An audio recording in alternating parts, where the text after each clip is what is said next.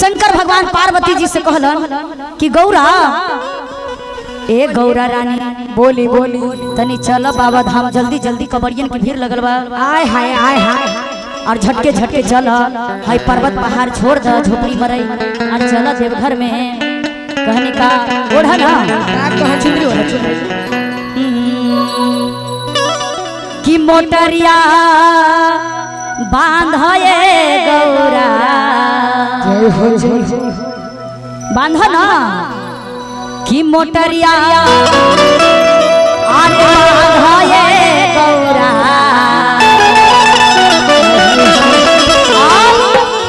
बरकी दीदी कहाँ है सो रहे हैं क्या कि चले के बाते बाघर नगरिया अरे चले नगरिया मोटरिया बांधाए गौरा मोटरिया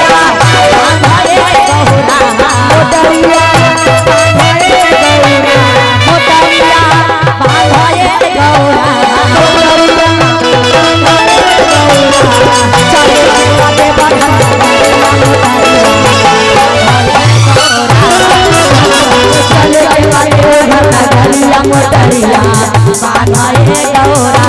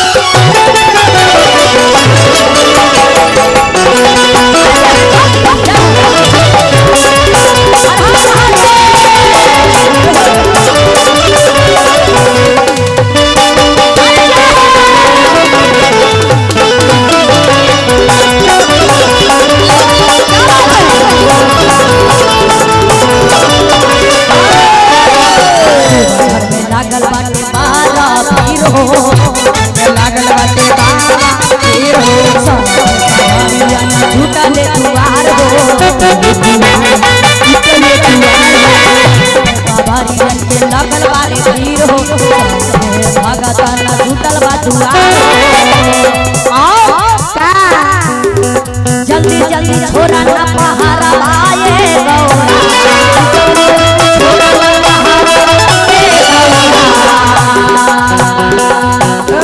लगल बाटे देवा घर में मेनावा मोटरिया बांधाए गौरा देवा घर में मेनावा मोटरिया बांधाए गौरा मोटरिया बांधाए गौरा मोटरिया बांधाए गौरा मोटरिया बांधाए गौरा मोटरिया बांधाए गौरा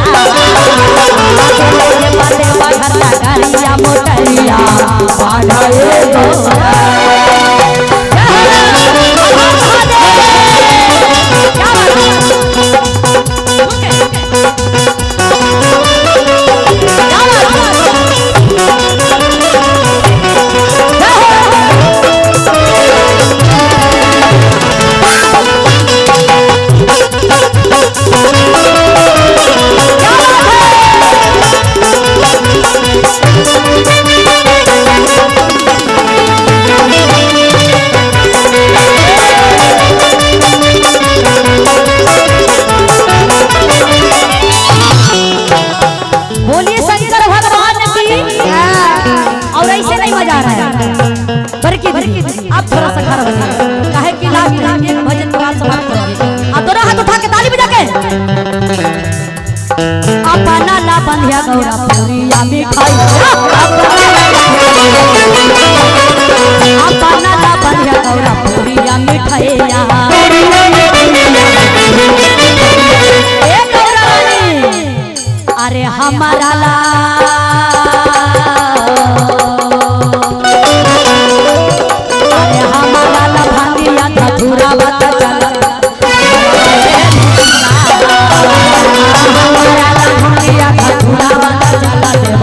चलो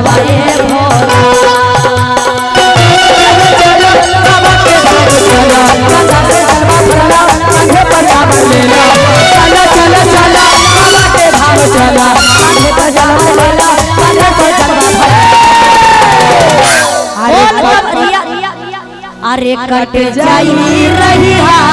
कठिना जरी दोनों हाथ ताली बजा के बोल कमरिया बोल बा अरे कट जाई रहिया कठिना कहने का बोल कमरिया बोल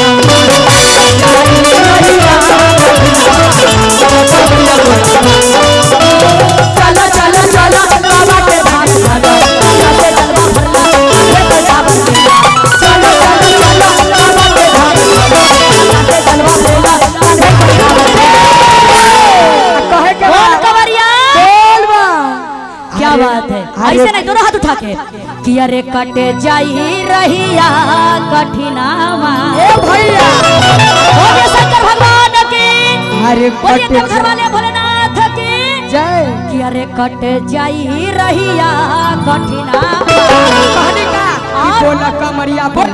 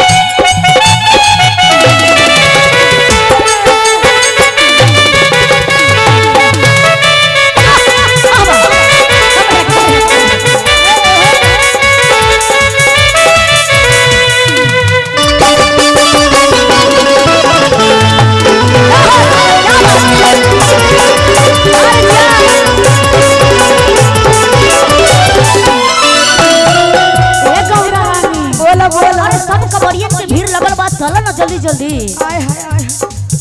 पर्वतवा छोराए गौरा पर्वतवा छोराए गौरा पर्वतवा छोराए गौरा लगल बाटे देवा घर में नीलावा